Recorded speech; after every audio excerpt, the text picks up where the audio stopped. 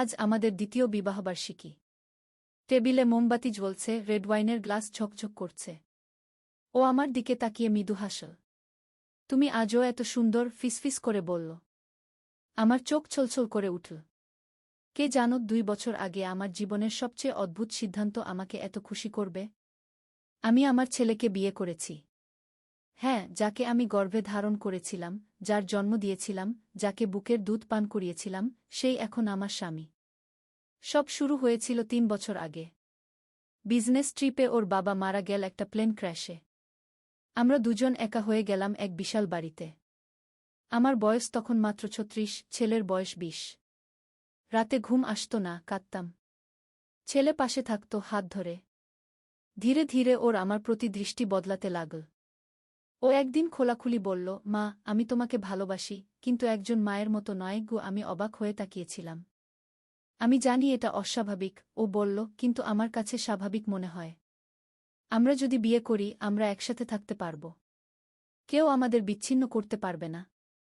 এই শহর ছেড়ে চলে যাব, কোথাও দূরে, যেখানে কেউ আমাদের চিনবে না। গিয়ে প্রথমে আমি চিৎকার করে উঠেছিলাম, তুই পাগল হয়ে গেছিস। এটা পাপ। ছেলে চলে গিয়েছিল ঘর থেকে, কিন্তু ও জানত আমার মন তার দিকেই যাচ্ছে। 2 সপ্তাহ পরে আমি তার রুমে গিয়ে বলেছিলাম, চল আমরা অন্য শহরে চলে যাই। ও আজ আমরা ভিন্ন নাম নিয়ে থাকি এক শহরে, যেখানে আমাদের কেউ চেনে না। ও আমার ছেলে নয়, আমার স্বামী। এই নিষিদ্ধ ভালোবাসার কথা কাউকে বলা যাবে না, কিন্তু আমাদের দুজনের এই গোপন রহস্য আমাদের এক অদ্ভুত আনন্দ দেয়া। তো বন্ধুরা, গল্পটা শুরু করার আগে তাড়াতাড়ি টিস্যু নিয়ে বসে যাও। রডের পানি দিয়ে বিছানা নষ্ট করা যাবে না। কারণ সবাই জানো, আমার গল্প শুনলে অটোমেটিক রডের পানি পড়ে যায়। তো চলো দেরি না করে গল্পে ঢুকে পড়ি। আমার নাম শামীমা। একটি সাধারণ গৃহিণী, 2 সন্তানের মা। আমার স্বামী রহিম একটি ব্যাংকে কাজ করেন। আমাদের ছোট সংসার, ছোট স্বপ্ন, ছেলেমেয়েদের ভালো স্কুলে পড়ানো, একটু সঞ্চয় করা, বছরে একবার পিকনিকে যাওয়া। সাধারণ জীবন। কিন্তু সব বদলে গেল সেই দুর্ঘটনার পর। ওটা ছিল একটি শীতের সকাল। আমার ছোট মেয়ে নাদিয়া, মাত্র 5 বছর বয়স, স্কুল বাসে উঠছিল। আমি হাত নেড়ে বিদায় জানাচ্ছিলাম। আমার বড় ছেলে ফারিদ, 12 বছর বয়স, বাড়িতেই ছিল। সেদিন তার জ্বর ছিল, স্কুলে যায়নি। আমি বাড়ি ফিরে এসে চা বানাচ্ছিলাম, হঠাৎ ফোন বাজল। স্কুল থেকে ফোন। আপনার মেয়ে নাদিয়া বাস দুর্ঘটনায় পড়েছে গু। আমার হাত থেকে কাপ পড়ে গেল, চা ছড়িয়ে পড়ল মেঝেতে। কি? কোথায়? ও কেমন আছে? খুব গুরুতর অবস্থা, ফোনে কণ্ঠ ভারী শোনাল। ওকে হাসপাতালে নিয়ে যাওয়া হয়েছে গি। আমি প্রায় অজ্ঞান হয়ে পড়েছিলাম। ফারিদ, যে পাশের ঘরে টিভি দেখছিল, ছুটে এল। মা, কি হয়েছে? নাদিয়ার বাস দুর্ঘটনা ঘে। আমার গলা কাঁপছিল।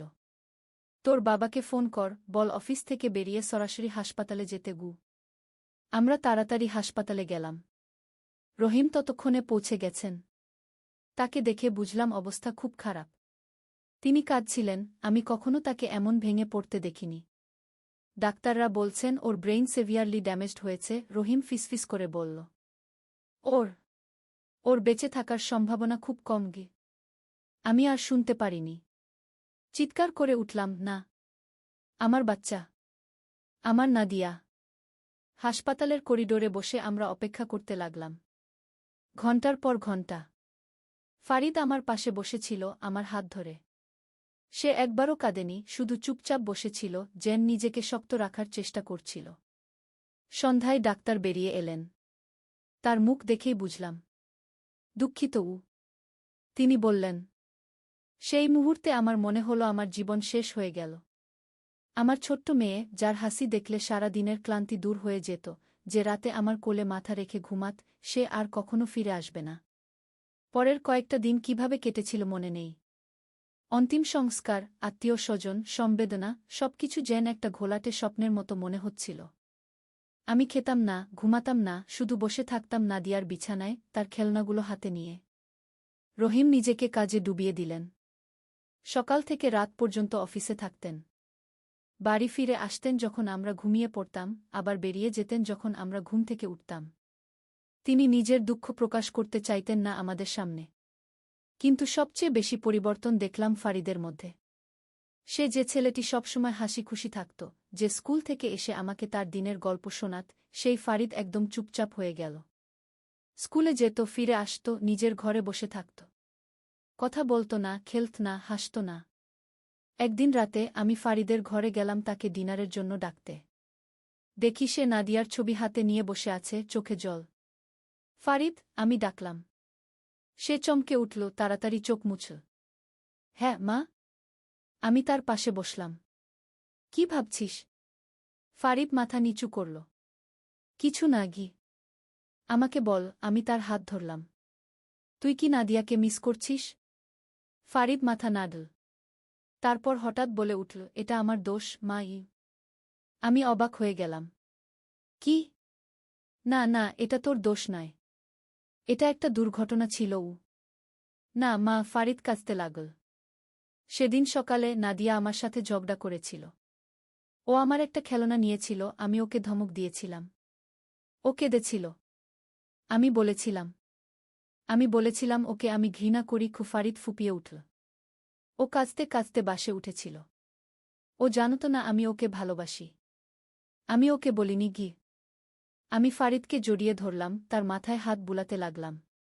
শোন ফারিদ, এটা তোর দোষ নয়। ভাই বোনে ঝগড়া হয়, এটা খুব স্বাভাবিক। নাদিয়া জানো তুই ওকে কতটা ভালোবাসতিস গু। কিন্তু আমি ওকে বলিনি মা। ফারিদ কাঁদতে লাগল। আমি কখনো ওকে বলিনি আমি ওকে কতটা ভালোবাসি গু। সেদিন রাতে আমি ফারিদকে আমার সাথে ঘুমাতে নিয়ে এলাম।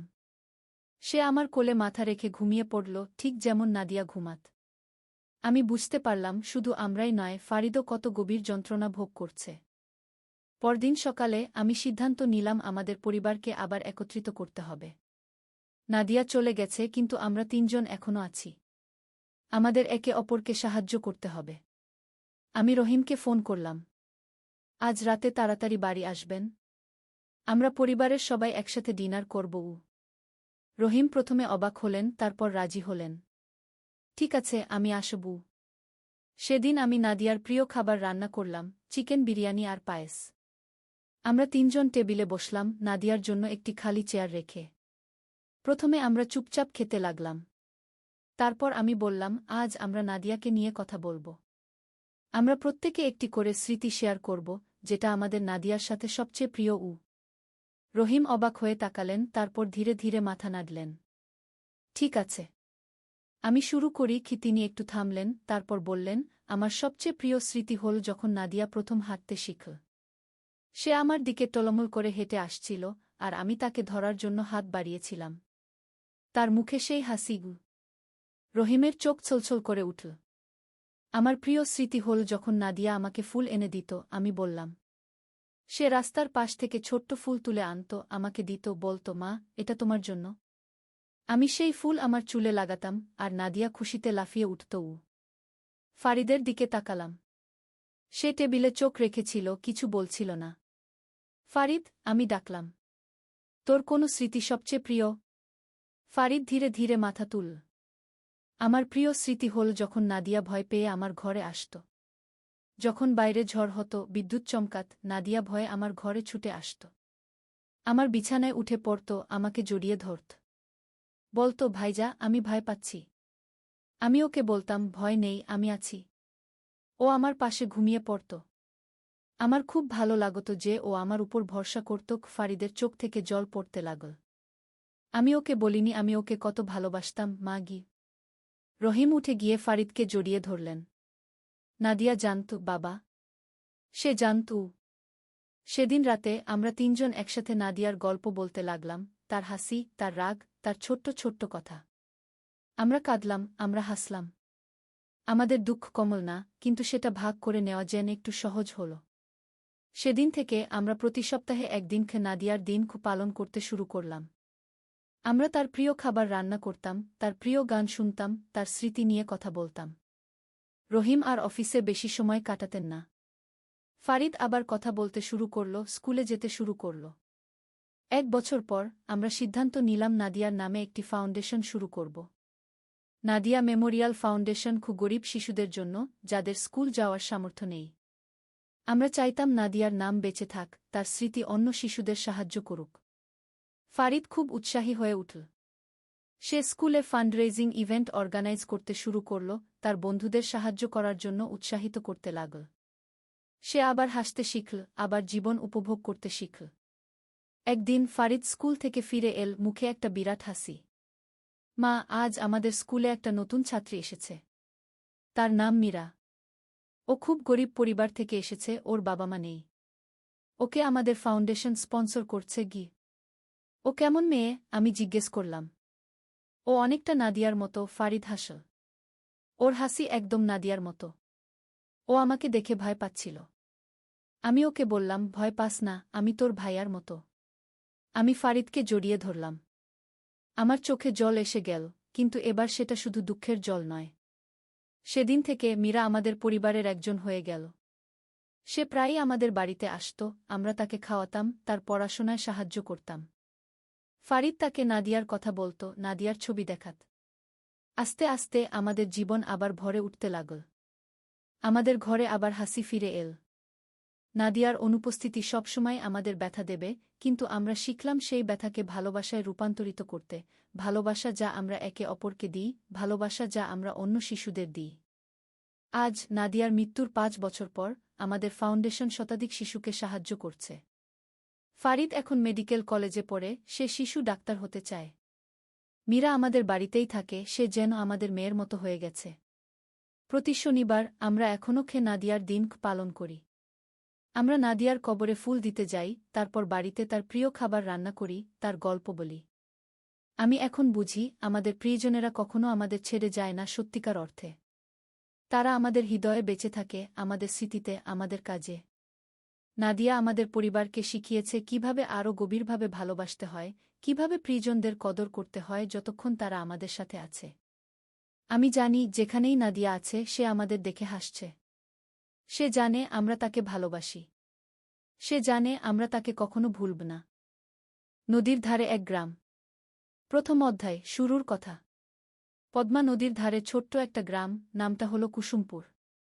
এই গ্রামে বাস করত একটা ছেলে, তার নাম রাকিব। রাকিবের বয়স মাত্র ২২ বছর। লেখাপড়ায় ভালো ছিল সে, কিন্তু টাকার অভাবে ঢাকা বিশ্ববিদ্যালয়ে ভর্তি পরীক্ষা দিতে পারেনি। এখন গ্রামের স্কুলে পড়ায়।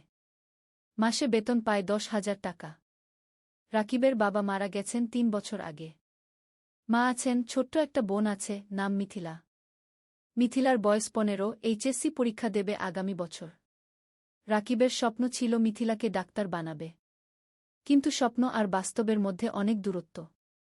শীতের সকাল, কুয়াশায় ঢাকা গ্রাম।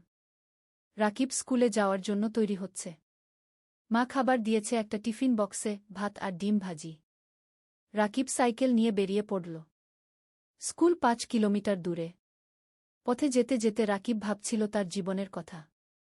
এই গ্রামে আর কতদিন থাকবে? ঢাকায় গিয়ে কিছু করা যায় কি না? কিন্তু মা আর মিথিলাকে রেখে কিভাবে যাবে? মনটা খারাপ হয়ে গেল। স্কুলে পৌঁছে দেখল হেড স্যার দাঁড়িয়ে আছেন। হেড স্যার মানিক স্যার, বয়স ৫০-এর কাছাকাছি। ভালো মানুষ। রাকিবকে অনেক স্নেহ করেন। রাকিব, একটু আমার রুমে এসো, মানিক স্যার বললেন। রাকিব রুমে ঢুকল। মানিক স্যার বললেন, তুমি তো জানো আমাদের স্কুলের অবস্থা ভালো না। সরকারি অনুদান কমে গেছে। আমরা হয়তো তোমার বেতন আর বাড়াতে পারব না গি। রাকিবের মনটা ভেঙে গেল। কিন্তু সে কিছু বলল না। শুধু মাথা নেড়ে বলল, বুঝতে পারছি স্যার। তবে একটা খবর আছে, মানিক স্যার বললেন। শুনেছি জেলা শহরে একটা এনজিও শিক্ষক খুঁজছে। বেতন ভালো, ১৫,০০০ টাকা। তুমি চাইলে আবেদন করতে পারো। রাকিব একটু ভাবল। জেলা শহর মানে প্রায় ৩০ কিলোমিটার দূরে। রোজ যাওয়া আসা করা মুশকিল। থাকতে হবে সেখানে। স্যার, আমি ভেবে দেখি। রাকিব বলল। ক্লাস শুরু হল। রাকিব বাচ্চাদের বাংলা পড়াচ্ছে। ছোট্ট ছোট্ট মুখ, সবাই মন দিয়ে শুনছে। রাকিব ভাবল, এই বাচ্চাদের ছেড়ে কিভাবে যাবে? স্কুল ছুটির পর রাকিব বাড়ি ফিরল। মা রান্না করছে। মিথিলা পড়াশোনা করছে। রাকিব মাকে বলল এনজিওর কথা। মা চুপ করে রইল কিছুক্ষণ। তারপর বলল, ভাই, তুমি যা ভালো মনে করো তাই করো। আমরা সামলে নেব। কিন্তু রাকিব দেখল মায়ের চোখে পানি। দ্বিতীয় অধ্যায়, নতুন সিদ্ধান্ত। সেই রাতে রাকিব ঘুমাতে পারল না। বারবার একই চিন্তা মাথায় আসছে। কি করবে? এখানে থাকবে নাকি নতুন জায়গায় যাবে? পরদিন শুক্রবার। ছুটির দিন। রাকিব সকালে উঠে নদীর ধারে গেল। পদ্মা নদী। শীতকালে পানি কমে যায়, বালুর চর জেগে ওঠে। রাকিব একটা চরের উপর বসল। দূরে মাছ ধরা নৌকা দেখা যাচ্ছে। রাকিব ছোটবেলার কথা ভাবল। বাবা জীবিত ছিলেন তখন। বাবাও মাছ ধরতেন। একদিন নৌকা উল্টে গিয়ে বাবা ডুবে মারা যান। সেদিন থেকে রাকিবের জীবন বদলে গেল। লেখাপড়া ছেড়ে দিতে হল। মাকে সাহায্য করতে হল। হঠাৎ কেউ পেছন থেকে ডাকল, রাকিব ভাই। রাকিব ফিরে তাকাল। দেখল তার বন্ধু সাজিদ দাঁড়িয়ে আছে।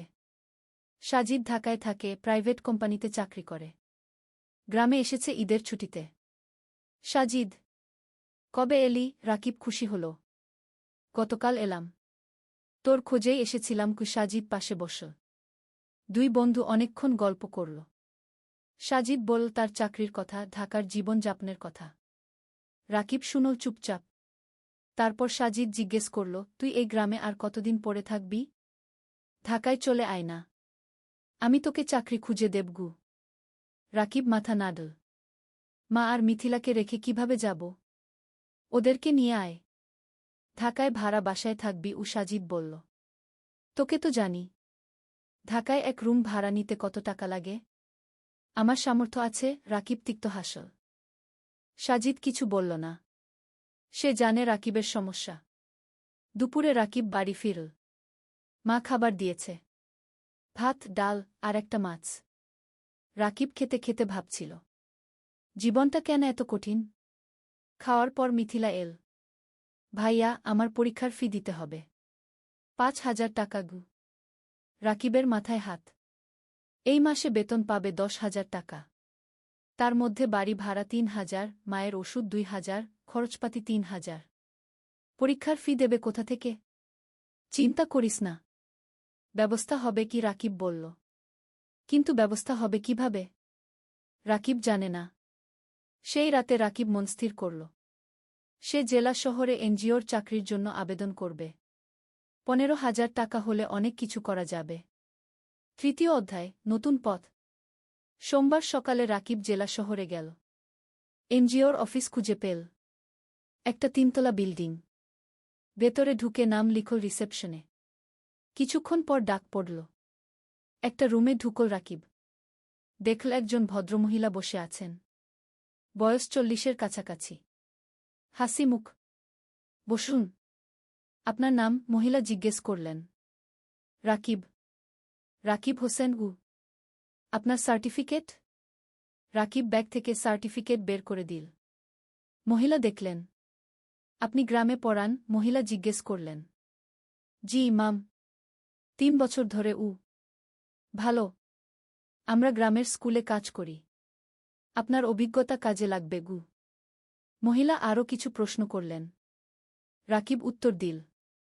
তারপর মহিলা বললেন, ঠিক আছে, আমরা আপনাকে জানাব। 1 সপ্তাহের মধ্যে ফোন করব। রাকিব বের হয়ে এল। মনটা একটু হালকা লাগল। হয়তো চাকরি হবে। কিন্তু সমস্যা হলো অন্য জায়গা। রাকিব গ্রামে ফিরে দেখল মা অসুস্থ হয়ে পড়েছে। জ্বর হয়েছে। ডাক্তার ডেকে আনতে হল।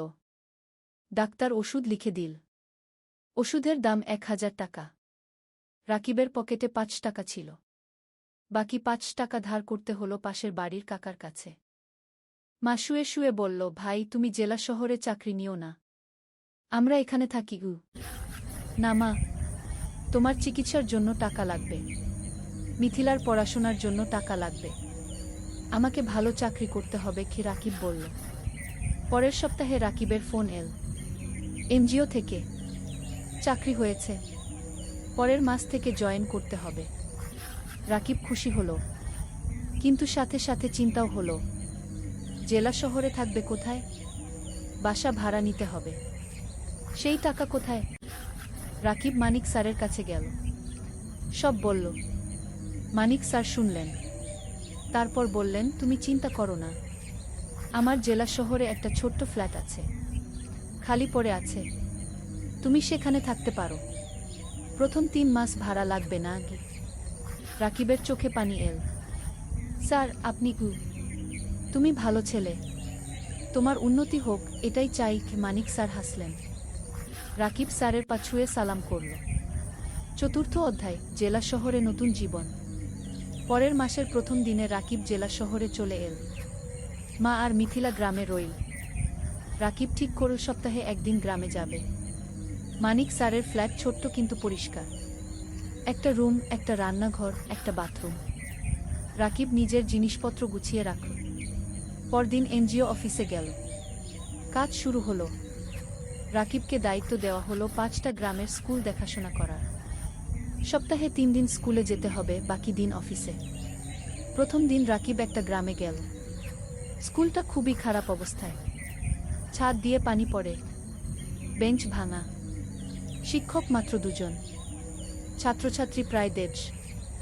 রাকিব শিক্ষকদের সাথে কথা বলল। তারা বলল অনেক সমস্যার কথা। বেতন কম, সরকারি সাহায্য নেই, অনেক বাচ্চা স্কুল ছেড়ে দিয়েছে। রাকিব বুঝল এখানে অনেক কাজ করার আছে। সে মনস্থির করল ভালোভাবে কাজ করবে। সন্ধ্যায় রাকিব ফ্ল্যাটে ফিরল। একা একা রান্না করল, ভাত আর ডিম ভাজি। খেয়ে শুয়ে পড়ল। মায়ের কথা মনে পড়ল, মিথিলার কথা মনে পড়ল। রাকিব মাকে ফোন করল। মা, কেমন আছো? ভালো আছি। তুমি খেয়েছো? মা জিজ্ঞেস করল। হ্যাঁ মা। তুমি ওষুধ খেয়েছো তো? খেয়েছি। মিথিলা পড়াশোনা করছে। তুমি চিন্তা করো না আগে। ফোন রেখে রাকিব ঘুমিয়ে পড়ল। দিন যাচ্ছে। রাকিব কাজে মন দিচ্ছে। সে দেখছে স্কুলগুলোর অবস্থা ধীরে ধীরে ভালো হচ্ছে। এনজিও থেকে সাহায্য আসছে। নতুন বেঞ্চ এসেছে, ছাদ মেরামত হয়েছে, শিক্ষকদের ট্রেনিং দেওয়া হচ্ছে। রাকিব খুশি। তার মনে হচ্ছে সে কিছু ভালো কাজ করছে। 3 মাস পর রাকিব প্রথম বেতন পেল, 15,000 টাকা। রাকিব সাথে সাথে 10,000 টাকা মাকে পাঠিয়ে দিল। বাকি 5,000 টাকা দিয়ে নিজের খরচ চালাবে। মা ফোন করে কাঁদল। ভাই, তুমি এত টাকা পাঠালে তোমার কি হবে? মা, তুমি চিন্তা করো না, আমার হয়ে যাবে। তুমি ভালো থাকো। রাকিবের মনে হলো জীবনে প্রথমবার সে কিছু করতে পারছে। পঞ্চম অধ্যায়, নতুন বন্ধুত্ব। এনজিও অফিসে রাকিবের সহকর্মী অনেক। তার মধ্যে একজন মেয়ে আছে, নাম তানিয়া। তানিয়া ঢাকা থেকে এসেছে। লেখাপড়া করেছে ঢাকা বিশ্ববিদ্যালয়ে। খুব মেধাবী, কিন্তু গ্রামের মানুষের জন্য কাজ করতে চায়। তাই এনজিওতে জয়েন করেছে। তানিয়া আর রাকিব প্রায় একসাথে মাঠে কাজ করে, স্কুলে যায়, শিক্ষকদের সাথে কথা বলে, বাচ্চাদের পড়ায়। ধীরে ধীরে তানিয়া আর রাকিবের মধ্যে বন্ধুত্ব হলো। তানিয়া রাকিবকে অনেক কিছু শেখায়। কিভাবে প্রজেক্ট প্ল্যান করতে হয়, কিভাবে রিপোর্ট লিখতে হয়, কিভাবে মানুষের সাথে কথা বলতে হয়। রাকিব তানিয়াকে শেখায় গ্রামের জীবন সম্পর্কে, গ্রামের মানুষের সমস্যা সম্পর্কে, কিভাবে তাদের সাহায্য করা যায়। একদিন তানিয়া রাকিবকে জিজ্ঞেস করল, তুমি কি বিয়ে করেছ? রাকিব হেসে বলল, না, বিয়ের কথা ভাবার সময় নেই। এখন পরিবারের দায়িত্ব আছে। তোমার পরিবার কেমন? তানিয়া জিজ্ঞেস করল। রাকিব তার মা আর মিথিলার কথা বলল। বাবার মৃত্যুর কথা বলল। কিভাবে সে সংসার চালাচ্ছে সেই কথা বলল। তানিয়া শুনল চুপচাপ। তারপর বলল, তুমি খুব সাহসী। রাকিব কিছু বলল না, শুধু হাসল। সময় যাচ্ছে। রাকিবের কাজ ভালো হচ্ছে। এনজিও থেকে তাকে প্রশংসা করা হচ্ছে। বেতনও বাড়ল। এখন 17,000 টাকা পায়। রাকিব সপ্তাহে একদিন গ্রামে যায়, মাকে দেখে আসে, মিথিলার পড়াশোনা দেখে দেয়। মিথিলা এখন কলেজে পড়ছে। সে ডাক্তার হতে চায়। একদিন মা রাকিবকে বলল, ভাই, তোর বিয়ের কথা ভাবা উচিত। রাকিব হাসল। মা, এখনো সময় আছে, আগে মিথিলাকে প্রতিষ্ঠিত করি কি। কিন্তু তোর বয়স হয়ে যাচ্ছে। আমি চিন্তায় থাকি কি। মা বলল, তুমি চিন্তা করো না মা, সব ঠিক হবে। ষষ্ঠ অধ্যায়, প্রেম আর স্বপ্ন। 1 বছর পার হয়ে গেল। রাকিব এখন এনজিওতে প্রজেক্ট কোঅর্ডিনেটর। বেতন 20,000 টাকা। সে এখন একটা ভাড়া বাসায় থাকে। মাসে ভাড়া 5,000 টাকা। তবু মাকে প্রতি মাসে 12,000 টাকা পাঠায়। মিথিলা খুব ভালো ফলাফল করেছে। সে মেডিকেল কলেজে ভর্তি হতে চায়, কিন্তু ভর্তি পরীক্ষার জন্য কোচিং করতে হবে। কোচিং ফি অনেক। রাকিব চিন্তায় পড়ল, কোথা থেকে টাকা আসবে। তানিয়া বুঝতে পারল রাকিবের সমস্যা। একদিন সে বলল, রাকিব, তুমি কিছু চিন্তিত মনে হচ্ছে কি? রাকিব মিথিলার কথা বলল। তানিয়া বলল, আমি আমার এক বন্ধুকে জানি। সে ঢাকায় মেডিকেল কোচিং সেন্টার চালায়। আমি তাকে বলবো, হয়তো কম ফিতে তোমার বোনকে ভর্তি করে নেবে কি। রাকিব অবাক হলো, তুমি এত সাহায্য করছো কেন? তানিয়া চুপ করে রইল কিছুক্ষণ। তারপর বলল, কারণ তুমি ভালো মানুষ তো। রাকিব কিছু বলল না, কিন্তু মনের ভেতর একটা অনুভূতি হলো। পরের সপ্তাহে তানিয়া তার বন্ধুর সাথে রাকিবের কথা হলো। বন্ধু রাজি হলো মিথিলাকে অর্ধেক ফিতে ভর্তি করতে। রাকিব খুশিতে আত্মহারা। সে তানিয়াকে ধন্যবাদ দিল বারবার। তানিয়া হেসে বলল, ধন্যবাদ না, একটা ট্রিট দাও।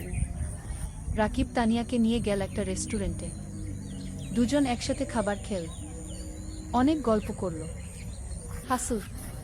খাওয়ার পর বাইরে বের হয়ে তানিয়া বলল, রাকিব, আমি তোমাকে একটা কথা বলতে চাই। বলো। তানিয়া একটু থেমে বলল, আমি তোমাকে ভালোবাসি। রাকিব স্তব্ধ হয়ে গেল। কি বলবে বুঝতে পারল না। তানিয়া বলল, আমি জানি এটা হঠাৎ শোনাচ্ছে, কিন্তু 1 বছর ধরে তোমার সাথে কাজ করছি। তোমার চরিত্র, তোমার পরিবারের প্রতি দায়িত্ববোধ, তোমার সততা, সব কিছু দেখেছি। তুমি আমার মনে জায়গা করে নিয়েছ। রাকিব কিছুক্ষণ চুপ করে রইল। তারপর বলল, তানিয়া, আমি জানি না কি বলবো। তুমি ঢাকার মেয়ে, উচ্চশিক্ষিত। আমি একজন সাধারণ গ্রামের ছেলে। আমার পরিবার গরিব। আমার অনেক দায়িত্ব আছে। তানিয়া রাকিবের হাত ধরল। এগুলো আমার কাছে কোনো সমস্যা নয়। আমি তোমাকে চাই, তোমার টাকা বা স্ট্যাটাস নয়। রাকিবের চোখে পানি এল। তানিয়া, আমি তোমাকে কিছু দিতে পারবো না। তুমি আমাকে ভালোবাসা দিতে পারবে, সততা দিতে পারবে, এটাই যথেষ্ট। রাকিব তানিয়ার দিকে তাকাল। তারপর বলল, আমিও তোমাকে ভালোবাসি, কিন্তু ভয় পাচ্ছি। কিসের ভয়? তানিয়া জিজ্ঞেস করল। ভয় পাচ্ছি তোমার পরিবার রাজি হবে না। ভয় পাচ্ছি আমি তোমাকে সুখী করতে পারব না। তানিয়া হাসল। আমার পরিবার আমাকে বিশ্বাস করে। আমি যদি খুশি থাকি, তারা খুশি থাকবে। আর তুমি আমাকে সুখী করতে পারবে কিনা সেটা সময় বলবে। আমরা একসাথে চেষ্টা করব। সেই রাতে রাকিব ঘুমাতে পারল না। সারা রাত তানিয়ার কথা ভাবল। জীবনে প্রথমবার কেউ তাকে এভাবে ভালোবাসে। 7ম অধ্যায়, বাধা আর চ্যালেঞ্জ। পরের সপ্তাহে রাকিব গ্রামে গেল। মাকে সব কথা বলল। তানিয়ার কথা, প্রেমের কথা। মা শুনল চুপচাপ। তারপর বলল, মেয়ে কেমন? খুব ভালো মা। তুমি তাকে দেখলে পছন্দ করবে কি? তার পরিবার রাজি হবে? আমরা তো গরিব। মা চিন্তিত হল। তানিয়া বলেছে তার পরিবার তাকে বিশ্বাস করে, সমস্যা হবে না। মিথিলা খুশি হল। ভাইজা, তুমি বিয়ে করছো? আমি ভাবির সাথে দেখা করব। রাকিব হাসল। হ্যাঁ রে, তোকে নিয়ে যাব ঢাকায়। কিন্তু সমস্যা এল অন্য দিক থেকে। তানিয়া তার বাবা মাকে রাকিবের কথা বলল। প্রথমে তারা খুশি হল, কিন্তু যখন জানো রাকিব একজন এনজিও কর্মী, বেতন মাত্র 20,000 টাকা, তখন তারা আপত্তি করল। তানিয়ার বাবা বললেন, তানিয়া, তুমি ঢাকা বিশ্ববিদ্যালয় থেকে পাস করেছ। তুমি একজন ভালো চাকরিজীবী ছেলে পাবে। এই ছেলে তোমাকে কি দেবে? তানিয়া বলল, বাবা, আমি টাকার জন্য বিয়ে করছি না। আমি রাকিবকে ভালোবাসি। ভালোবাসা দিয়ে সংসার চলে না। তানিয়ার মা বললেন, বাবা মা, রাকিব খুব সৎ এবং পরিশ্রমী। সে তার পরিবারের জন্য অনেক কষ্ট করছে। এরকম মানুষ এখন কমই আছে। তানিয়া বোঝানোর চেষ্টা করল, আমরা সময় চাই, আমরা ছেলেটাকে দেখতে চাই। তানিয়ার বাবা বললেন। তানিয়া রাকিবকে ফোন করে সব বলল। রাকিব শুনল। তারপর বলল, আমি জানতাম এটা হবে। তুমি হাল ছেড়ে দিও না। আমি তাদের বোঝাব। তানিয়া বলল, পরের মাসে রাকিব ঢাকায় গেল। তানিয়ার বাবা মার সাথে দেখা করল। তারা রাকিবকে অনেক প্রশ্ন করল। রাকিব সব সততার সাথে উত্তর দিল। তানিয়ার বাবা বললেন, তুমি তোমার ভবিষ্যৎ নিয়ে কি ভাবছ? তুমি সারা জীবন এনজিওতে থাকবে? রাকিব বলল, আঙ্কেল, আমি স্বপ্ন দেখি একদিন নিজের একটা স্কুল করব। গ্রামের গরিব ছেলে মেয়েদের বিনামূল্যে পড়াব। এটা আমার লক্ষ্য। তানিয়ার বাবা অবাক হলেন। তুমি কি জানো একটা স্কুল খুলতে কত টাকা লাগে? জানি আঙ্কেল, কিন্তু আমি বিশ্বাস করি যদি সততার সাথে চেষ্টা করি একদিন সফল হব। তানিয়ার বাবা কিছু বললেন না, কিন্তু রাকিবের চোখে যে আগুন দেখলেন সেটা তাকে ভাবিয়ে তুলল। সেই রাতে তানিয়ার বাবা মা আলোচনা করলেন। তারপর তারা রাজি হলেন, কিন্তু একটা শর্ত দিলেন, রাকিবকে আরও ভালো চাকরি খুঁজতে হবে। রাকিব শর্ত মেনে নিল। অষ্টম অধ্যায়, নতুন সুযোগ। বিয়ের প্রস্তুতি শুরু হলো, কিন্তু রাকিব চিন্তায় ছিল। বিয়েতে অনেক খরচ হবে, সেই টাকা কোথায়? তানিয়া বলল, আমরা সিম্পল বিয়ে করব, বেশি খরচ করব না। কিন্তু তানিয়ার পরিবার বড় বিয়ে চায়, অনেক আত্মীয় স্বজন আছে। রাকিব টেনশনে ছিল। তখন মানিক স্যার তাকে ডাকলেন। স্যার বললেন, রাকিব, আমি শুনেছি তোমার বিয়ে হবে, আমি তোমাকে একটা উপহার দিতে চাই। স্যার একটা খাম দিলেন। খামে ছিল 50,000 টাকা। রাকিবের চোখ বড় হয়ে গেল। স্যার, এটা আমি নিতে পারবো না। এটা উপহার, তুমি আমার ছাত্রের মতো, তুমি অবশ্যই নেবে। স্যার জোর করলেন। রাকিব স্যারকে জড়িয়ে ধরল। স্যার, আপনি আমার জন্য অনেক কিছু করেছেন।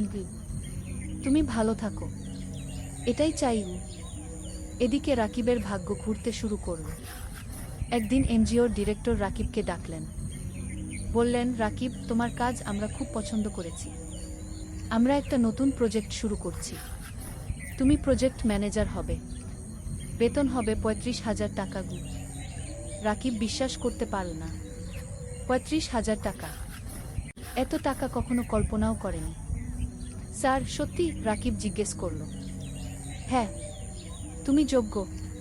তুমি পারবে কি? ডিরেক্টর বললেন। রাকিব সাথে সাথে তানিয়াকে ফোন করল। তানিয়া খুশিতে চিৎকার করল। সেই সন্ধ্যায় রাকিব মাকে ফোন করল। সব বলল। মা কাঁদতে লাগল। খুশির কান্না। ভাই, আল্লাহ তোমার ভালো করেছে। তুমি অনেক কষ্ট করেছ। কি? মা বলল। মা, এখন আমরা ভালো থাকব। মিথিলার পড়াশোনা ভালো হবে। তুমি সুস্থ থাকবে। বিয়ের দিন এল। সিম্পল কিন্তু সুন্দর বিয়ে। গ্রাম থেকে মা আর মিথিলা এসেছে। রাকিবের বন্ধুরা এসেছে। এনজিও অফিসের সবাই এসেছে। তানিয়া দেখতে খুব সুন্দর লাগছিল লাল শাড়িতে। রাকিব পাঞ্জাবি পরেছে। বিয়ে হলো। সবাই দোয়া করল, আশীর্বাদ করল। রাকিব আর তানিয়া নতুন জীবন শুরু করল। নবম অধ্যায়, স্বপ্ন পূরণের পথে। বিয়ের পর রাকিব আর তানিয়া জেলা শহরে একটা বড় ফ্ল্যাট ভাড়া নিল, 2 বেডরুমের। তারা ঠিক করে মা আর মিথিলাকে নিয়ে আসবে। মা প্রথমে রাজি হলো না। বলল, তোমরা নতুন বিয়ে করেছ, আমরা গেলে তোমাদের সমস্যা হবে। তানিয়া নিজে গ্রামে গেল। মাকে বলল, মা, আপনি আমার মা, আপনি না থাকলে আমার সংসার অসম্পূর্ণ। মা তানিয়াকে জড়িয়ে ধরল। মা, তুমি খুব ভালো। মা আর মিথিলা জেলা শহরে চলে এল। এখন তারা সবাই একসাথে থাকে। মিথিলা ঢাকায় কোচিং করছে। সে খুব মন দিয়ে পড়ছে। তার লক্ষ্য মেডিকেল কলেজে চান্স পাওয়া। রাকিব নতুন প্রজেক্টে কাজ শুরু করেছে। প্রজেক্টটা খুব বড়। 15টা গ্রামে কাজ করতে হবে। স্কুল, স্বাস্থ্যকেন্দ্র, নারী উন্নয়ন, সব ধরনের কাজ। রাকিব খুব ব্যস্ত হয়ে গেল। সকাল থেকে রাত পর্যন্ত কাজ। কিন্তু সে খুশি, কারণ সে মানুষের উপকার করছে। তানিয়াও কাজ করছে। সেও একটা প্রজেক্টে আছে। তাদের দুজনের মিলে এখন বেতন 55,000 টাকা। এত টাকা রাকিব কখনো কল্পনা করেনি। এখন তারা স্বাচ্ছন্দ্যে আছে। মায়ের ভালো চিকিৎসা হচ্ছে। মিথিলার পড়াশোনা ভালো হচ্ছে। রাকিব কিছু টাকা সেভিংসও করছে। একদিন রাকিব তানিয়াকে বলল, তুমি জানো, আমার স্বপ্ন ছিল একটা স্কুল করা। হ্যাঁ, মনে আছে। তুমি এখনো সেই স্বপ্ন দেখো? তানিয়া জিজ্ঞেস করল। হ্যাঁ, আমি ভাবছি আমরা যদি কিছু টাকা সেভ করি তাহলে হয়তো একদিন একটা ছোট্ট স্কুল খুলতে পারব। তানিয়া হাসল। চলো আমরা একসাথে এই স্বপ্ন পূরণ করব। দুজনে মিলে প্ল্যান করতে লাগল। কিভাবে টাকা জমাবে, কোথায় স্কুল খুলবে, কিভাবে চালাবে। 1 বছর পর মিথিলা মেডিকেল ভর্তি পরীক্ষা দিল। রেজাল্ট আসল। সে চান্স পেয়েছে সরকারি মেডিকেল কলেজে। পুরো পরিবার খুশিতে আত্মহারা। মা কাঁদল। রাকিব মিথিলাকে জড়িয়ে ধরল। তানিয়া মিষ্টি বিতরণ করল। ভাইয়া, এটা তোমার জন্য। তুমি আমার জন্য সব ত্যাগ করেছ। মিথিলা কাঁদতে কাঁদতে বলল। না রে, এটা তোর নিজের যোগ্যতা। তুই মন দিয়ে পড়েছিস। রাকিব বলল। সেই রাতে রাকিব ছাদে দাঁড়িয়ে আকাশের দিকে তাকাল। তার মনে পড়ল বাবার কথা। বাবা বেঁচে থাকলে কত খুশি হতেন। তানিয়া এসে পাশে দাঁড়াল। কি ভাবছ? বাবার কথা ভাবছি। সেই গরিব দিনগুলোর কথা ভাবছি। আজ আমরা এত দূর এসেছি।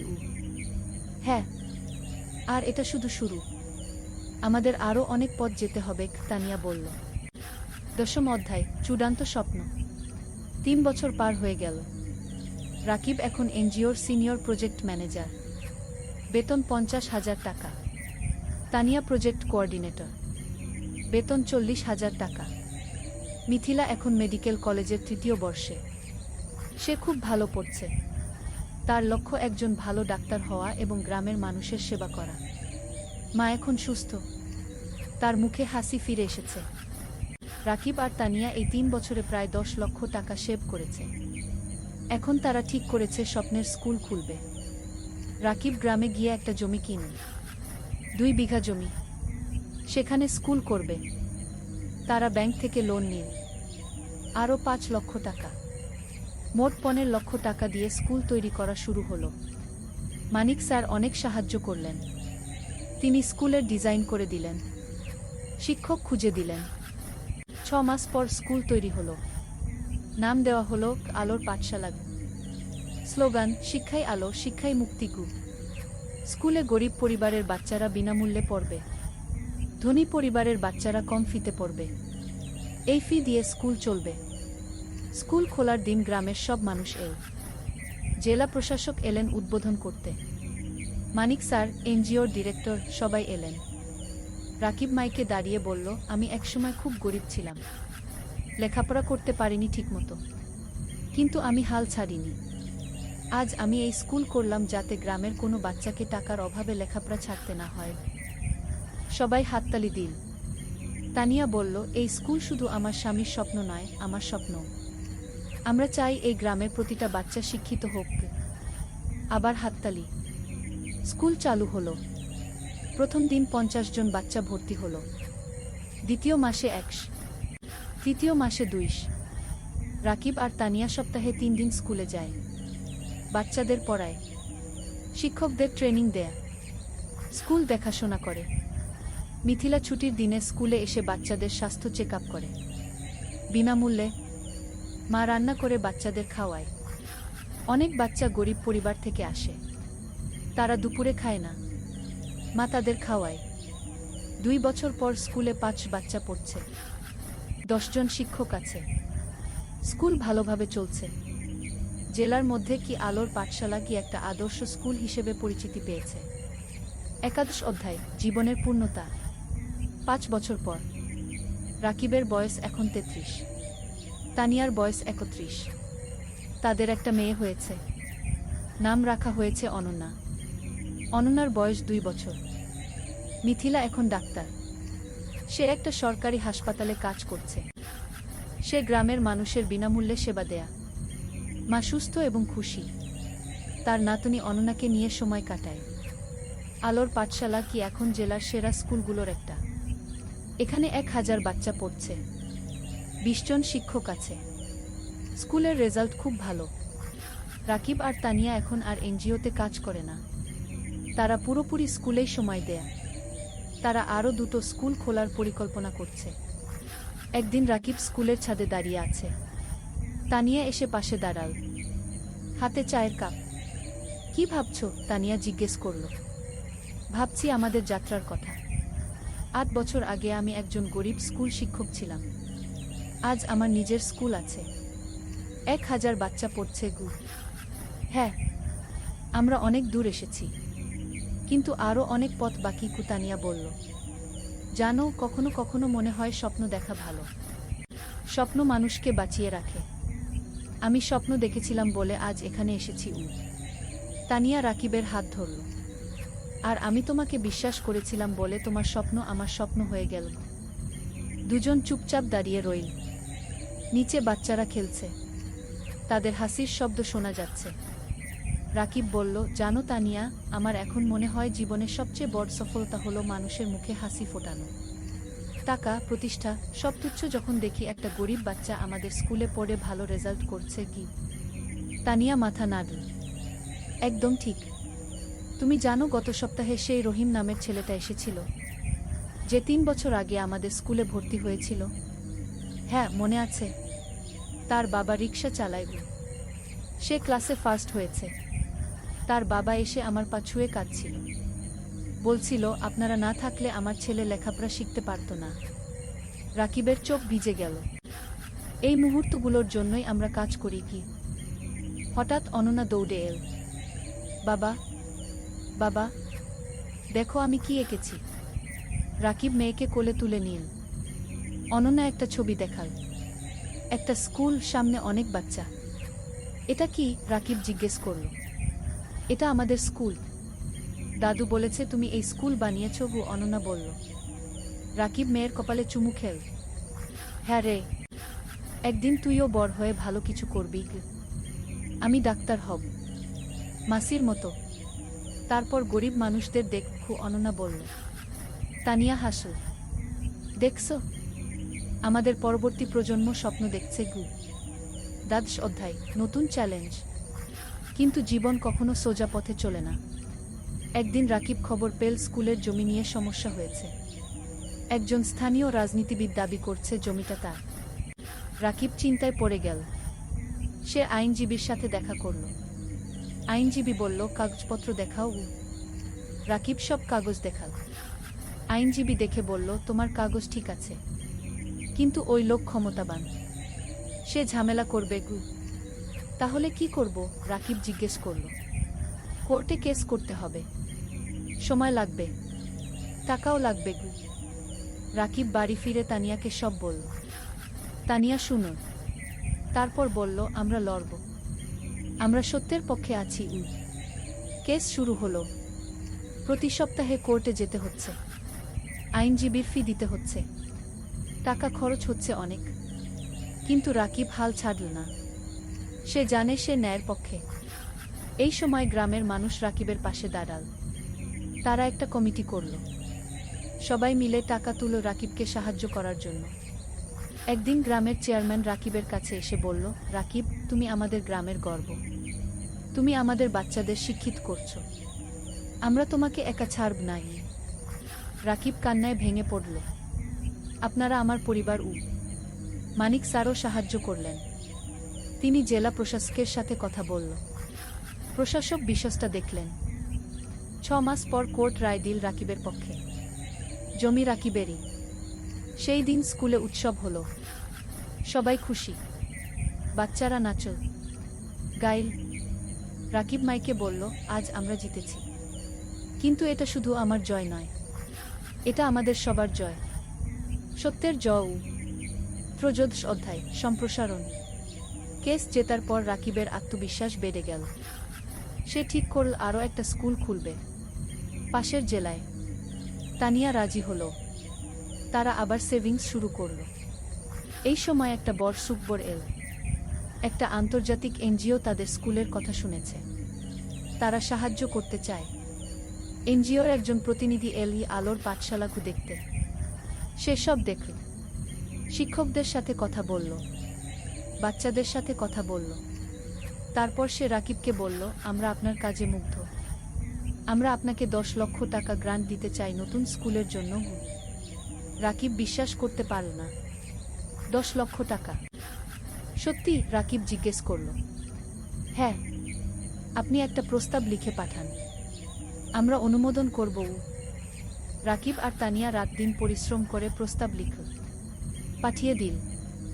1 মাস পর অনুমোদন এল। 10 লক্ষ টাকা। রাকিব পাশের জেলায় জমি কিনা। নতুন স্কুল তৈরি শুরু হলো। এবার আরও বড় স্কুল, আরও ভালো সুবিধা। মিথিলা বলল, ভাইজা, নতুন স্কুলে একটা হেলথ ক্লিনিক বানাও। আমি সপ্তাহে একদিন এসে বাচ্চাদের দেখব। চমৎকার আইডিয়া, রাকিব বলল। নতুন স্কুলে একটা হেলথ ক্লিনিকও তৈরি হলো। মিথিলা আর তার 2 জন সহকর্মী ডাক্তার সেখানে বিনামূল্যে সেবা দেয়া। নতুন স্কুলের নাম দেওয়া হলো আলোর পাঠশালা, দুগ। এখানেও গরিব বাচ্চারা বিনামূল্যে পড়ে। 1 বছরে দ্বিতীয় স্কুলেও 5 বাচ্চা ভর্তি হলো। রাকিবের স্বপ্ন আরও বড় হলো। সে ভাবল, জেলার প্রতিটা গ্রামে একটা করে স্কুল করবে। চতুর্দশ অধ্যায়, পুরস্কার। 3 বছর পর রাকিব এখন 40 বছরের। তার 5টা আলোর পাঠশালাগুলো আছে, 5টা জেলায়। প্রায় 3000 বাচ্চা পড়ছে। 2 শিক্ষক কাজ করছে। একদিন রাকিব একটা ফোন পেল, ঢাকা থেকে, শিক্ষা মন্ত্রণালয় থেকে। আপনি রাকিব হোসেন? ফোনে একজন জিজ্ঞেস করল। জিউ, আপনাকে জানাতে পেরে আনন্দিত যে আপনার নাম জাতীয় শিক্ষা পুরস্কারের জন্য নির্বাচিত হয়েছে। আপনি গ্রামীণ শিক্ষায় অসামান্য অবদান রেখেছেন। রাকিব স্তব্ধ হয়ে গেল। জাতীয় পুরস্কার? সত্যি? রাকিব জিজ্ঞেস করল। হ্যাঁ, আগামী মাসে ঢাকায় অনুষ্ঠান হবে। মাননীয় প্রধানমন্ত্রী পুরস্কার দেবেন। রাকিব ফোন রেখে তানিয়াকে জড়িয়ে ধরল। তান, আমরা জাতীয় পুরস্কার পেয়েছি। তানিয়া কাঁদতে লাগল। খুশির কান্না। তুমি পেরেছ, তুমি সত্যিই পেরেছ। মা খবর শুনে কাঁদল। ভাই, তোর বাবা বেঁচে থাকলে কত খুশি হতো। মিথিলা বলল, ভাইজা, তুমি আমার হিরো গো। অনন্যা, এখন 7 বছর, বলল, বাবা, তুমি সবচেয়ে ভালো বাবা। পুরস্কারের দিন, ঢাকা, বঙ্গভবন। রাকিব স্যুট পরেছে, তানিয়া শাড়ি পরেছে। মা, মিথিলা, অনন্যা সবাই গেছে। মানিক স্যারও গেছে। তিনি রাকিবকে বললেন, আমি গর্বিত তোমার শিক্ষক ছিলাম। অনুষ্ঠানে অনেক মানুষ। রাকিবের নাম ডাকা হলো। সে মঞ্চে উঠল। প্রধানমন্ত্রী তাকে পুরস্কার দিলেন, একটা ক্রেস্ট, একটা সার্টিফিকেট আর 5 লক্ষ টাকা। রাকিব মাইকে দাঁড়িয়ে বলল, আমি একজন সাধারণ গ্রামের ছেলে। আমার বাবা রিক্সা চালাতেন। আমি গরিব পরিবার থেকে এসেছি, কিন্তু আমি স্বপ্ন দেখতে ছাড়িনি। আজ আমি এখানে দাঁড়িয়ে বলতে পারি যে কেউ পারে যদি সে চেষ্টা করে। পুরো হল হাততালিতে মুখরিত হলো। এই পুরস্কার শুধু আমার নয়, এটা আমার স্ত্রী তানিয়ার, আমার মায়ের, আমার বোন মিথিলার, আমার গুরু মানিক স্যারের, আর আমার সেই সব বাচ্চাদের যারা আলোর পাঠশালায় পড়ছে। আবার হাততালি। অনুষ্ঠান শেষ হলো। সবাই বাড়ি ফিরল। সেই রাতে রাকিব ব্যালকনিতে দাঁড়িয়ে আকাশের দিকে তাকাল। তার মনে পড়ল সেই দিনের কথা যখন সে পদ্মা নদীর ধারে বসে ভাবছিল জীবন দিয়ে কি করবে। আজ সেই জীবন কত বদলে গেছে। তানিয়া এসে পাশে দাঁড়াল। কি ভাবছ? ভাবছি আমরা কত দূর এসেছি, আর ভাবছি আমাদের এখনো কত কাজ বাকি। হ্যাঁ, আমাদের স্বপ্ন এখনো শেষ হয়নি, তানিয়া বলল। ৫০ অধ্যায়, উত্তরাধিকার। আরও 5 বছর কেটে গেল। রাকিবের বয়স এখন ৪৫। তার 10টা আলোর পাঠশালাগু আছে, 10টা জেলায়। ৬,০০০ বাচ্চা পড়ছে। 4 শিক্ষক কাজ করছে। মিথিলা এখন একজন সফল ডাক্তার। সে নিজের একটা হাসপাতাল খুলেছে, গরিব মানুষদের বিনামূল্যে চিকিৎসা দেয়। অনন্যা এখন 12 বছর। সে আলোর পাঠশালাতেই পড়ছে। সে খুব মেধাবী। তার স্বপ্ন শিক্ষক হওয়া, বাবার মতো। মা এখন অনেক বয়স্ক, কিন্তু সুস্থ। সে নাতিনাতনীদের নিয়ে সময় কাটায়। হ্যাঁ, রাকিবের এখন 2 সন্তান। অনন্যার পরে একটা ছেলে হয়েছে, নাম অনির্বাণ, বয়স 5 বছর। রাকিব এখন একটা বড় শিক্ষা প্রতিষ্ঠানের প্রতিষ্ঠাতা। তার কাজের স্বীকৃতি সারা দেশে। বিদেশ থেকেও মানুষ আসে তার স্কুল দেখতে। কিন্তু রাকিব এখনো সেই সাধারণ মানুষই আছে। সে নিজে স্কুলে যায়, বাচ্চাদের পড়ায়, তাদের সাথে খেলে। একদিন একজন সাংবাদিক রাকিবকে ইন্টারভিউ করতে এল। সে জিজ্ঞেস করল, আপনার সাফল্যের রহস্য কি? রাকিব হেসে বলল, রহস্য বলে কিছু নেই, শুধু তিনটা জিনিস: স্বপ্ন, পরিশ্রম আর সততা। আপনার ভবিষ্যৎ পরিকল্পনা? আরও 20টা স্কুল খুলব, প্রতিটা জেলায়, যাতে কোনো বাচ্চা শিক্ষা থেকে বঞ্চিত না হয়। আপনি কি রাজনীতিতে আসবেন? অনেকে বলছে আপনি দেশের জন্য অনেক করতে পারবেন। রাকিব মাথা নাড়ল। না, আমি শিক্ষক থাকতে চাই, রাজনীতি আমার জায়গা নয়। সাংবাদিক আরও অনেক প্রশ্ন করল। রাকিব উত্তর দিল। সেই রাতে টিভিতে ইন্টারভিউ দেখানো হলো, পুরো দেশ দেখ। অনেক মানুষ অনুপ্রাণিত হলো রাকিবের গল্পে। পরের দিন রাকিবের ফোন বাজতে লাগল। অনেক মানুষ সাহায্য করতে চায়, ডোনেশন দিতে চায়, স্বেচ্ছাসেবক হতে চায়। রাকিব তানিয়াকে বলল, দেখছো, মানুষ ভালো কাজে এগিয়ে আসতে চায়, শুধু সুযোগ দরকার। তানিয়া বলল, হ্যাঁ, আর তুমি সেই সুযোগ তৈরি করেছ। শেষ অধ্যায়, জীবনের অর্থ। আরও 10 বছর পরের ঘটনা। রাকিবের বয়স এখন 55, চুলে পাক ধরেছে, কিন্তু চোখে এখনো সেই আগুন। তার এখন 25টা আলোর পাঠশালাগু আছে, 15,000 বাচ্চা পড়ছে, 1000-এর বেশি শিক্ষক কাজ করছে। মা আর বেঁচে নেই, 3 বছর আগে মারা গেছেন শান্তিতে। তার শেষ ইচ্ছা ছিল রাকিব যেন তার কাজ চালিয়ে যায়। রাকিব সেই ওয়াদা রেখেছে। মিথিলা এখন একজন প্রতিষ্ঠিত ডাক্তার, তার হাসপাতাল জেলার সেরা হাসপাতাল। সে বিয়ে করেছে একজন ইঞ্জিনিয়রকে, তাদের 2 সন্তান। অনন্যা এখন 22 বছর, সে শিক্ষক হয়েছে, আলোর পাঠশালাতেই পড়ায়। সে বাবার উত্তরসূরি। অনির্বাণ এখন 15 বছর, সে মেডিকেলে পড়তে চায়, মাসির মতো ডাক্তার হতে চায়। রাকিব এখন অনেক কম সময় অফিসে থাকে, বেশিরভাগ সময় বাচ্চাদের সাথে থাকে, গল্প বলে, গান শেখায়, জীবনের পাঠ দেয়। একদিন একটা বাচ্চা রাকিবকে জিজ্ঞেস করল, স্যার, আপনি এত কিছু করলেন কেন? আপনি তো ব্যবসা করে ধনী হতে পারতেন। রাকিব হাসল, বাবা, টাকা দিয়ে সব কিছু কেনা যায় না। আমি যখন দেখি তুমি ভালো রেজাল্ট করেছো, তখন যে আনন্দ পাই সেটা কোনো টাকায় কেনা যায় না। তাহলে জীবনের অর্থ কি স্যার? বাচ্চাটা জিজ্ঞেস করল। রাকিব একটু ভাবল, তারপর বলল, জীবনের অর্থ হলো অন্যের জীবনে আলো জ্বালানো। যদি তুমি একজন মানুষকেও সাহায্য করতে পারো, তাহলে তোমার জীবন সার্থক। বাচ্চাটা মাথা নাড়ল। আমিও আপনার মতো হতে চাই স্যার। রাকিব বাচ্চাটার মাথায় হাত বুলিয়ে দিল। তুমি আমার চেয়ে আরও ভালো হবে কি? সেই সন্ধ্যায় রাকিব আর তানিয়া তাদের বাড়ির ছাদে বসে আছে। সূর্য অস্ত যাচ্ছে, আকাশ লাল কুমলা রঙে রাঙানো। তানিয়া বলল, তুমি জানো, যখন প্রথম তোমাকে দেখেছিলাম তখন জানতাম না তুমি এত দূর যাবে।